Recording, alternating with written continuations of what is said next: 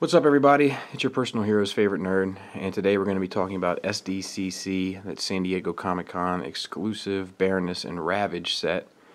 I got this on the secondary market after Comic-Con, and I'll be honest with you, I paid through the nose for it. It was, in hindsight, it was definitely an error because they started coming down in price about a month after they were released.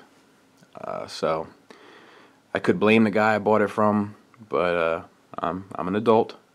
I'm capable of making my own decisions, and I made a poor one and paid probably double what is going for on the aftermarket right now, just because I'm a huge fan of both characters. So let's take a look at each individually. Let's start with Ravage. So he comes with this leash that's not sealed, so the way you put it on is just wrap it around his neck, and it's a soft plastic, and it's kind of cheesy and cheap, but it is there. As far as the actual look of him, he looks awesome. I mean, he pretty much looks perfect. Let me see if I can't zoom in a bit on him. I mean, that's pretty much picture perfect. The mold is awesome. There's a fair amount of line work up in there and on the back legs, the tail. So there's a fair amount of molding. His head is on a ball joint, but that is the only piece of articulation on him. The tail is a soft plastic. But he looks really cool. Nice Decepticon.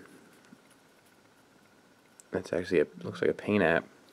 Dry brush silver. It's kind of a shoddy job, kind of bootleggish, but it is there. It is a little extra bit. So, cheers for that.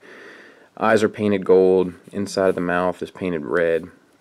Teeth are painted silver, and the arms are, the legs are painted silver, and the little side missiles. And yeah, he's cool. He doesn't transform, which would be a complaint, and he doesn't have any sort of real articulation other than his head, which is somewhat obnoxious. And because of the head on the ball joint, the joint seal is right here, so it kind of looks like he's almost has a mane sometimes, like it's not a smooth transition. But from most angles, you can't really tell, and if you pose him right, he really does look perfect. So that's Ravage, really, in a nutshell.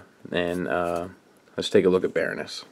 As for the Baroness, she is she's molded well. Lot of line work, a lot of mold detail. I'm not sure if this is original mold because I don't have any G.I. Joe 3 3/4, but I'll be honest with you, she does make me want to get some. She has the glasses that are molded on, no lens, but that's okay. She has this little mouthpiece, soft plastic, like a comm unit that's molded on. Actually, that might be glued on. Head is limited in articulation because of the hair, but it is on a ball joint. Looks like a universal joint for the shoulder, swivel and a hinge. Hinged elbow, you can get to 90 degrees. No wrist or hand articulation, and same with the other arm. She does have a diaphragm swivel, which is nice. No waist swivel, which is obnoxious. Hips are on a ball joint, and hold on one second. My oldest dog just tripped over my kid's stuffed animal and started singing a song. We like to practice professionalism here at DMH Reviews. But anyway, the knee is on a double hinge, so it's double jointed knee. And because they put that, like Play Arts doesn't do sometimes, because they put that little piece of armor there in the middle, it looks perfect, and you get a full range of motion. So you can really put her in some dynamic poses. If you had a stand, because she even comes pegged, so if you had a stand to put her on. A 3 3/4 figure without a stand irritates me to no end. But the ankle's on a swivel and a hinge, so it's like a universal joint there, but it's only at the top. Cobra symbols molded on and painted. Cobra symbols molded on and painted. Other than that, it's just a black flat paint. No real bells or whistles there. Accessory wise, she comes with this Joe Killer right here, and another Joe Killer here. So she can wield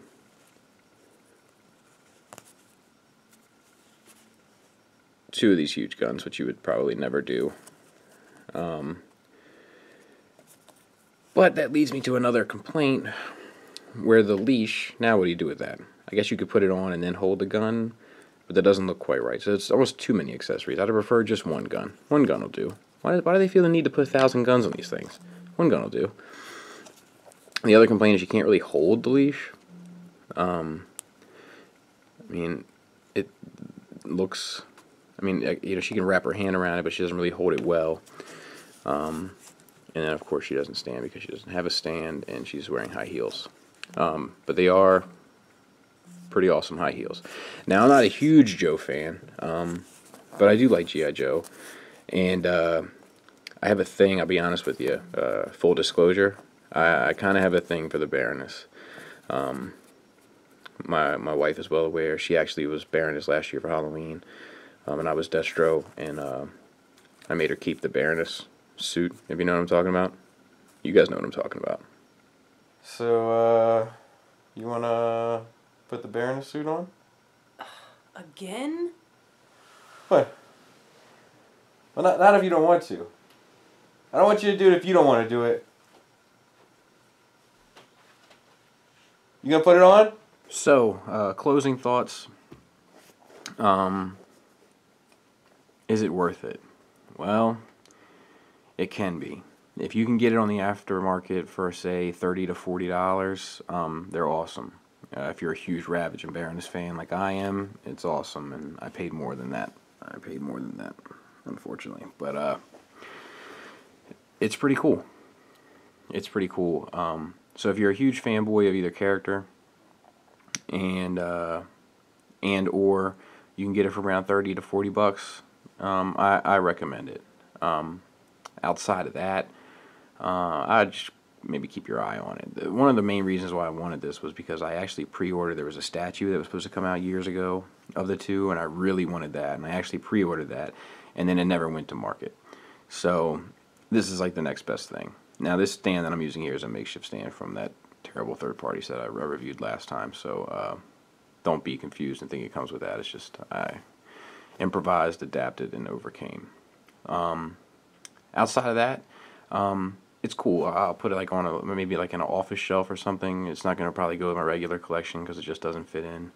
I'll include some pictures of some scale just in case you wanted to, and that's that. I'll be back Friday with another review. Thanks for listening. Thanks for watching. Till next time, take care.